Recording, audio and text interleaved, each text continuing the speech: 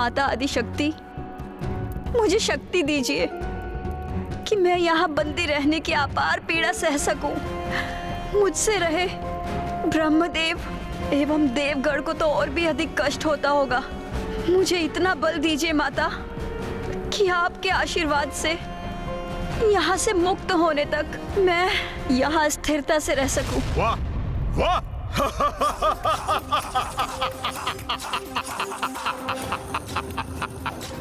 वेद माता, बड़ी निस्वार्थ प्रार्थना की है तुमने। वेद की देवी, सुनो मेरा सुझाव। देवताओं की चिंता छोड़ो और अपनी चिंता करो, क्योंकि तुम्हें मुक्त कराने यहां कोई नहीं आएगा, ना वो देवता और ना ही तुम्हारी आदि शक्ति माता। मुझे विश्वास है माता पर, इसलिए मुझे अपनी कोई चिंता नहीं। किंतु तुम अवश्य अपनी चिंता करो दुर्गमासुर। तुम्हारे पास जो समय है उसका सदुपयोग करो, क्योंकि तुम्हारा अंत निश्चित है। क्योंकि यदि माता यहाँ नहीं पहुंची तो अवश्य उसके पीछे कोई बड़ा कारण है। माता तुम्हारा विनाश करने अवश्य यहाँ पहुंचेंगी, तब तुम्हें क्षणिक अवकाश भी प्राप्त नहीं होगा।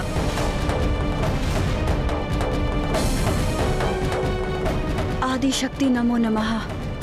रक्षा कीजिए माता। बड़ा दम है ना इन्हें अपनी माता की शक्ति का। तो मैं भी देखता हूँ कब यहाँ पहुँचती है और क्या करती है।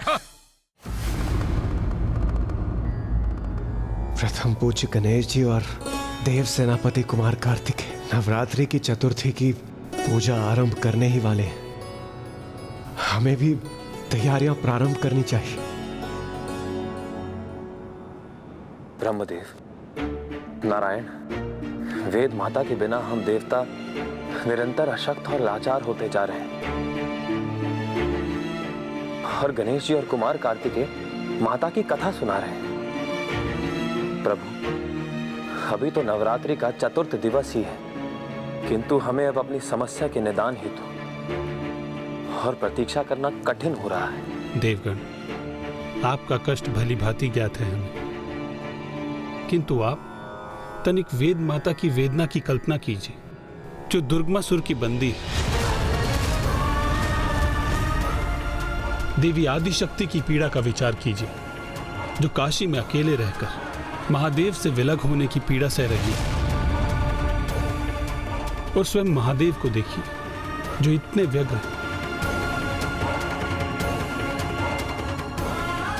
जो उनके वश में है, वो सभी कर रहे हैं गणेश और कुमार कार्तिकेय। उनकी शक्ति माता की भक्ति है। आप भी माता में अपना विश्वास स्थिर रखिए और पूर्ण भक्ति भाव से नवरात्रि पूजन संपन्न कीजिए और विश्वास रखिए, भक्त की भक्ति कभी असफल नहीं होती। मुझे क्षमा कर दीजिए ब्रह्मदेव। नारायण, मैं हताश और निराश हो रहा था, इसलिए क्षण भर के लिए अपना धैर्य खो बैठा।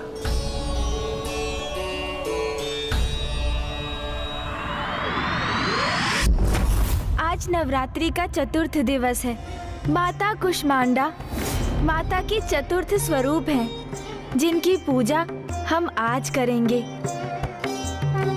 ब्रह्मांड का जन्म माता कुष्मांडा की मंद मुस्कान से ही हुआ था। माता की मंद मुस्कान से?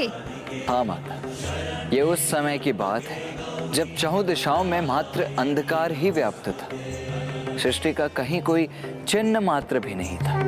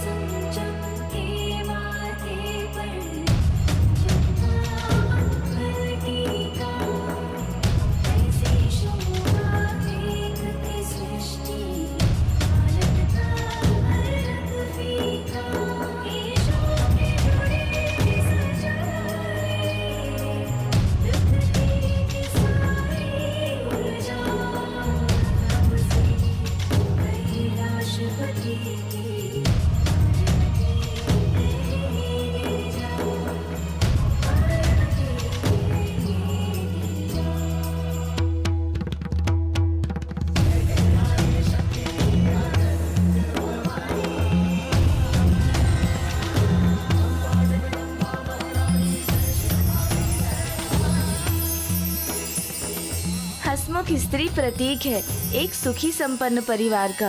और माता के लिए परिवार तो पूरी सृष्टि थी, इसलिए महादेव के साथ उनकी हंसी और मुस्कान ने अंधकार को दूर कर एक नवीन सृष्टि को जन्म दिया।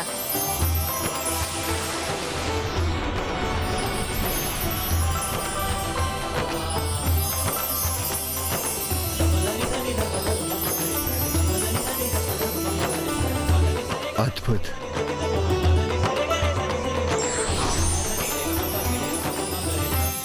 माता ने अपनी मंद मुस्कान से संपूर्ण सृष्टि को प्रकट कर दिया था। पृथ्वी, ग्रह, सूर्य, तारे, आकाश गंगा। किंतु सृष्टि को जीवन हेतु सूर्य देव के प्रकाश की आवश्यकता थी, तो माता ने स्वयं को सूर्य के मध्य स्थित किया और उनकी जीवनदायिनी ऊर्जा और प्रकाश की स्रोत बनी।